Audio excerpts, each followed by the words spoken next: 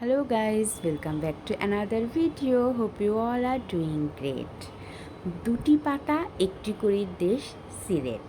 হ্যাঁ, আপনারা ঠিকই চলেছেন। আমরা আজ চলে এসেছি সিলেটের শ্রীমঙ্গলে চা বাগানে।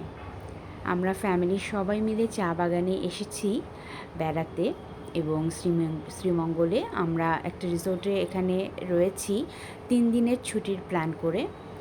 তো আজকে প্রথমেই আমরা চলে এসেছি টি গার্ডেন দেখতে।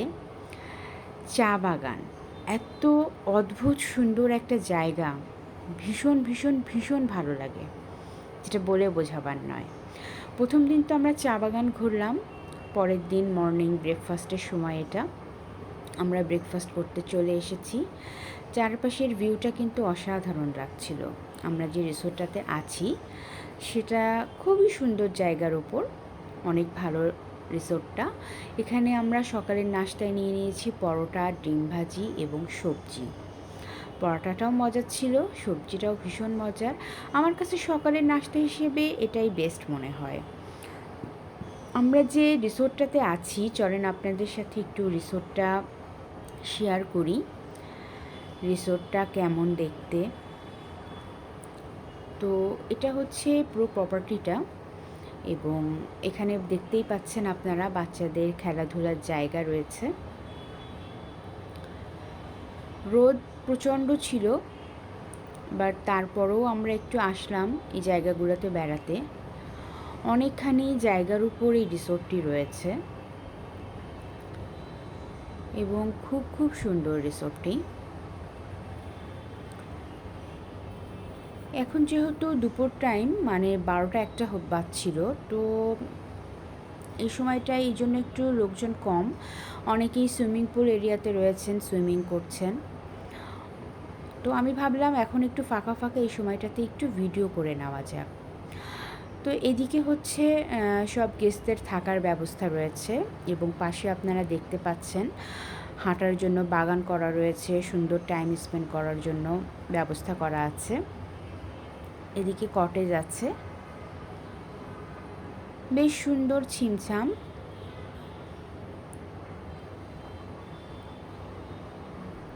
কিছু গাছও রয়েছে, দোলনা রয়েছে। এখানে চাইলে কেউ দোলনায় বসেও এনজয় করতে পারবেন।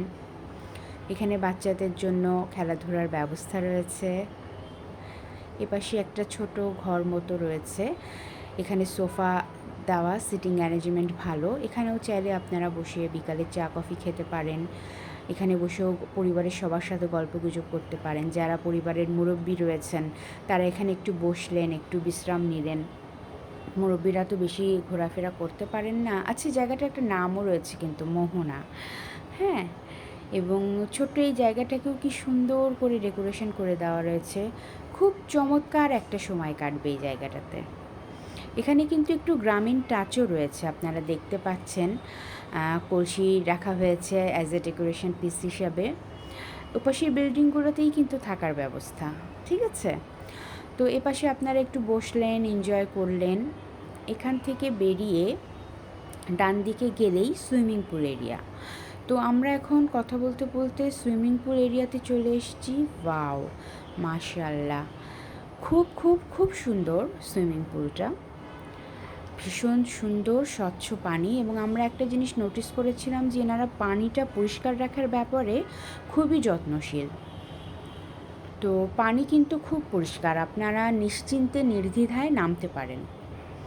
বাচ্চাদের জন্য একটু আলাদা স্পেস করা ছিল, ওখানে বাচ্চারা খেলবে, যেন বাচ্চাদের জন্য পানিটা গভীর না, বাচ্চাদের জন্য খুব কম পানিতে, যেন তারা ইজিলি এনজয় করতে পারে। আর হ্যাঁ, আমাদের রিসোর্টটার নাম কিন্তু টি হেভেন, ঠিক আছে। আমি সম্ভবত নামটা বলতে ভুলে গেছিলাম। তো এভাবে খুব সুন্দর বাইরে দেয়াল আর্টও করা ছিল। তো আমি একটু ঘুরে ঘুরে দেখছিলাম। একটু পরে আমি সুইমিং পুলে নামবো, আমি ভাবলাম আগে একটু ভিডিও করে ফেলি। পানিটা যে কী ভীষণ সুন্দর লাগছিল, পানি দেখলেই মনে হচ্ছিল যে পানিতে নেমে পড়ি। খুব সুন্দর, মাশাআল্লাহ। তাদের রিসোর্টটা খুব পরিষ্কার পরিচ্ছন্নতার ব্যাপারেও তারা অনেক খেয়াল রেখেছেন, এবং সব ধরনের অ্যারেঞ্জমেন্টই খুব ভালো।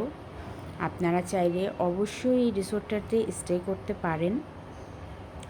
আচ্ছা, সুইমিং পুল এরিয়াতে চেয়ারের পাশাপাশি সিটিং অ্যারেঞ্জমেন্টের পাশাপাশি দোলনাও ছিল।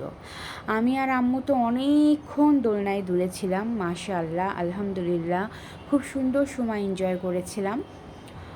তো ওদিকে কিন্তু কটেজও রয়েছে, কেউ যদি কটেজে থাকতে চান আপনারা ওদিকটা তো থাকতে পারবেন। এখানে খুব সুন্দর করে দেয়ালগুলো আর্ট করা ছিল।